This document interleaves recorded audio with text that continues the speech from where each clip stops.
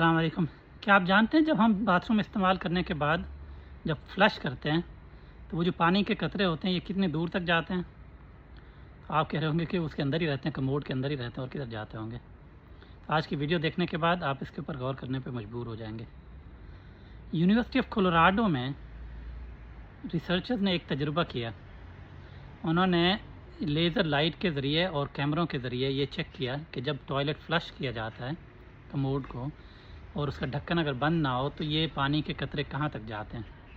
یہ پانی کے چھوٹے چھوٹے قطرے ہوتے ہیں مائکرو ٹائپ کے، جو کہ نظر نہیں آتے ویسے، ان کو ٹوائلٹ پلومز کہا جاتا ہے۔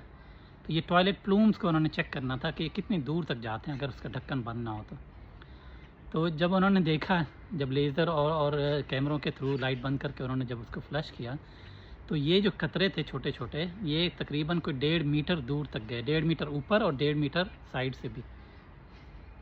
تو اب آپ سوچیں کہ وہ جو پانی ہوتا ہے وہ ایک تو گندا ہوتا ہے، دوسرا اس کے اندر ڈفرینٹ ٹائپ کے جراثیم ہو سکتے ہیں، بیکٹیریا ہو سکتے ہیں، ایکولائن ہو سکتا ہے، سی ڈف ہو سکتا ہے، جو کہ آپ کو بیمار کر سکتے ہیں۔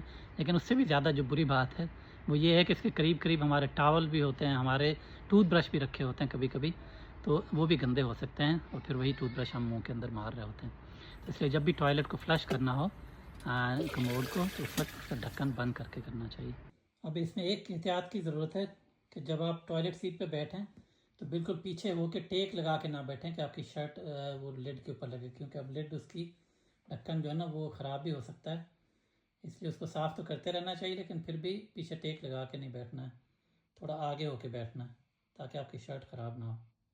بہرحال اللہ تعالیٰ سب کو محفوظ رکھے، اپنا خیال رکھیں، اپنے ارد گرد کے لوگوں کا خیال رکھیں۔ السلام علیکم ورحمۃ اللہ وبرکاتہ۔